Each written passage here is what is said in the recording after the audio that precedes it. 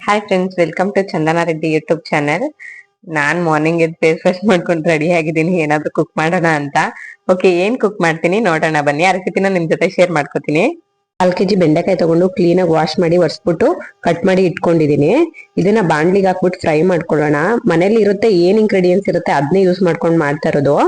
ಇದನ್ನ ಕ್ಲೀನ್ ಆಗಿ ಫ್ರೈ ಮಾಡ್ಕೋಬೇಕು, ಇಲ್ಲಾಂದ್ರೆ ಲೋಳೆ ಲೋಳೆ ತರ ಎಲ್ಲ ಆಗ್ಬಿಡುತ್ತೆ, ತಿನ್ನಕ್ ಚೆನ್ನಾಗಿರಲ್ಲ. ಕ್ಲೀನ್ ಆಗಿ ಚೆನ್ನಾಗಿ ಫ್ರೈ ಮಾಡ್ಕೋಬೇಕು. ಆಕ್ಚುಲಿ ಇಲ್ಲ ಅಂದ್ರೆ ಲೋಳೆ ಲೋಳೆ ತರ ಬಂದ್ಬಿಡುತ್ತೆ, ತಿನ್ನಕ್ಕೆ ಚೆನ್ನಾಗಿರಲ್ಲ. ಬೆಂಡೆಕಾಯಿನ ಫಸ್ಟ್ ಚೆನ್ನಾಗಿ ಫ್ರೈ ಮಾಡ್ಕೋಬೇಕು ನಾವು.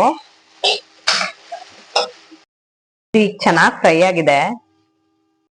ಎರಡು ಟೊಮೆಟೊ ತಗೊಂಡು ನಾನು ರುಬ್ಕೋತಾ ಇದ್ದೀನಿ. ಈಗ ಟೊಮೆಟೊ ತಗೊಂಡು ರುಬ್ಕೋತಾ ಇದ್ದೀನಿ, ಪ್ಯೂರಿ ಮಾಡ್ಕೋತಾ ಇದ್ದೀನಿ. ಮೀಡಿಯಂ ಸೈಜ್ ಈರುಳ್ಳಿ ಹೆಚ್ಚಿಟ್ಕೊಂಡಿದ್ದೀನಿ, ಚಕ್ಕೆ ಲವಂಗ ಇಷ್ಟು ತಗೊಂಡಿದ್ದೀನಿ, ಕೊತ್ತಂಬರಿ ಸೊಪ್ಪು ತಗೊಂಡಿದ್ದೀನಿ, ಮತ್ತೆ ಒಂದೇ ಒಂದು ಚಿಲ್ಲಿ ತಗೊಂಡಿದ್ದೀನಿ. 3 ಟೇಬಲ್ ಸ್ಪೂನ್ ಆಯಿಲ್ ಹಾಕೊಂಡಿದ್ದೀನಿ.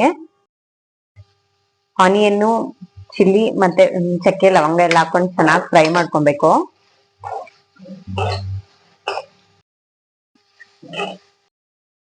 ಪ್ಯೂರಿನ ಹಾಕೊಳ್ಳೋಣ.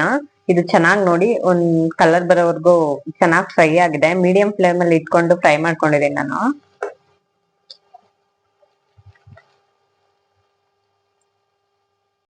ಇದು ಹಸಿ ವಾಸನೆ ಹೋಗೋವರ್ಗುನು ಫ್ರೈ ಮಾಡ್ಕೋಬೇಕು ನಾವು.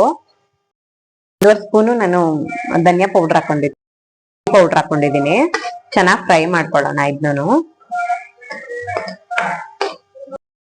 ಫ್ರೈ ಮಾಡ್ಕೊಂಡಿದ್ವಿ, ಆ ಬೆಂಡೆಕಾಯಿನ ಹಾಕೊಳ್ಳೋಣ. ಚೆನ್ನಾಗಿ ಮಿಕ್ಸ್ ಮಾಡ್ಬೇಕು. ರುಚಿಗೆ ತಕ್ಕಷ್ಟು ಉಪ್ಪನ್ನ ಹಾಕೋಣ. ಹಾಕಿ ಚೆನ್ನಾಗಿ ಮಿಕ್ಸ್ ಮಾಡ್ಬೇಕು. ತುಂಬಾ ಲೋ ಫ್ಲೇಮ್ ಅಲ್ಲಿ ಇಟ್ಕೊಂಡು ನೋಡಿ, ನಾನು 1/2 ಕಪ್ ಕರ್ಡ್ ತಗೊಂಡಿದ್ದೀನಿ. ಕರ್ಡ್ನ ಮಿಕ್ಸ್ ಮಾಡ್ಬೇಕು. ಮಿಕ್ಸ್ ಮಾಡಾದ್ಮೇಲೆ ಈ ತರ ಆಗುತ್ತೆ ಅದು. ಕೊತ್ತಂಬರಿ ಸೊಪ್ಪನ್ನ ಆಡ್ ಮಾಡ್ತಾ ಇದ್ದೀನಿ. ಲೋ ಫ್ಲೇಮ್ ಇಟ್ಕೊಂಡು ಬೇಯಿಸ್ಕೊತಾ ಇದ್ದೀನಿ ನಾನು.